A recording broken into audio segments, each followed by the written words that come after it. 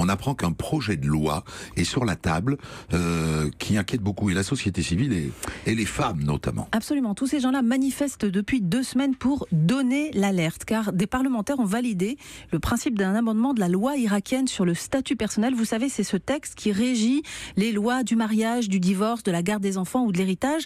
Et ce que disent ces amendements, c'est tout simplement que les cours de justice religieuse seraient réhabilités au détriment des cours civiles qui jusqu'ici jugent ces questions-là.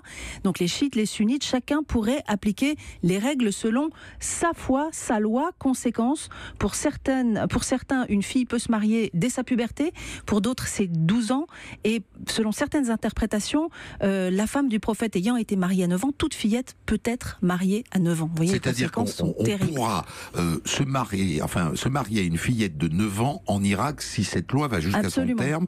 Et bon, c'est un recul énorme pour les femmes irakiennes. Énorme. C'est un recul de plus de 50 ans en arrière, car finalement, l'Irak est assez exemplaire en la matière. Leur loi sur le statut personnel remonte à 1959. C'est la loi 188, toujours en vigueur. Elle met toutes les factions religieuses et les ethnies sur un plan d'égalité, avec l'âge légal du mariage fixé à 18 ans et des dérogations possibles devant un tribunal dans des cas exceptionnels, interdiction des mariages forcés, restriction de la polygamie, de réels droits pour les femmes et les mères en cas de divorce, ainsi que pour les héritages. Donc c'est vraiment une loi très progressiste, libérale sur le droit des femmes dans le monde arabe. Cette volonté de changer les règles, avec les conséquences que vous venez de décrire, est absolument contraire à tout le droit international. Absolument, à commencer évidemment par la Convention des droits de l'enfant.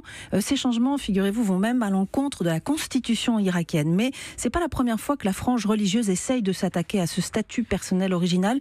Le premier gouvernement après la chute de Saddam Hussein l'avait déjà fait en 2004, et plusieurs fois depuis, la société civile a dû être vigilante et monter au créneau pour préserver ses acquis.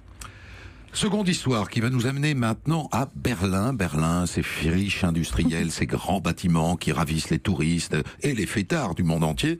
Mais pour ses habitants, le manque d'investissement dans les bâtiments commence à se faire sentir. Bonsoir Hélène Cole. Bonsoir. On a appris hier que des militaires allaient être envoyés dans les écoles. Qu'est-ce que c'est que cette histoire ? Oui, le principe effectivement a été acté hier en conseil municipal. On va faire travailler des réservistes dans les établissements scolaires pour accélérer l'immense chantier de la rénovation de ces bâtiments. 5,5 milliards d'euros de travaux, et parfois il y a vraiment urgence, comme dans cette école primaire du nord de la ville où depuis la rentrée on a condamné l'accès aux 3 étages supérieurs car ils ne sont pas aux normes anti-incendie. Les 12 classes de l'école se partagent donc les 6 salles du rez-de-chaussée. On fait cours aussi dans le gymnase, et le pire, c'est que les fonds sont là, mais la ville ne trouve pas d'entreprise pour mener à bien les travaux. J'adore cette histoire parce qu'elle vient évidemment percuter l'idée toujours extraordinaire qu'on se fait de l'Allemagne. D'où cette idée donc de puiser dans la main-d'œuvre de l'armée.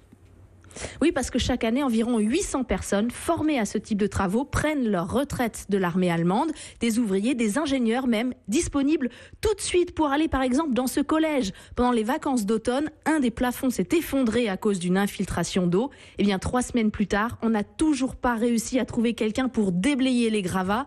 Hier, les profs sont allés faire cours avec des masques de chantier pour dénoncer la situation.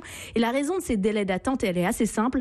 Berlin paye mal, et les entreprises qui manquent de personnel du fait de la situation de plein emploi ici, eh bien, privilégient les contrats privés plus lucratifs. C'est donc le revers de la politique d'austérité, du fameux déficit zéro prôné par l'Allemagne ces dernières années.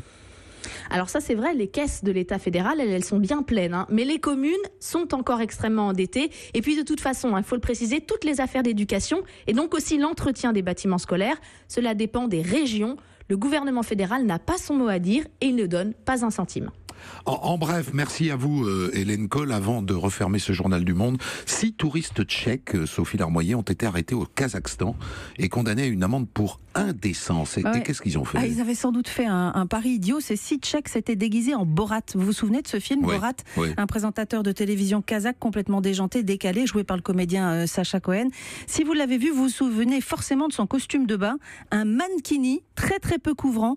Et bien nos 6 touristes se prenaient en photo en pleine ville d'Astana, en plein hiver aussi, en mankini. Ça leur a coûté à peu près 57 € d'amende chacun. Je rappelle que le Kazakh a peu d'humour. Le film avait été interdit dans le pays. Merci à vous Sophie Larmoyer.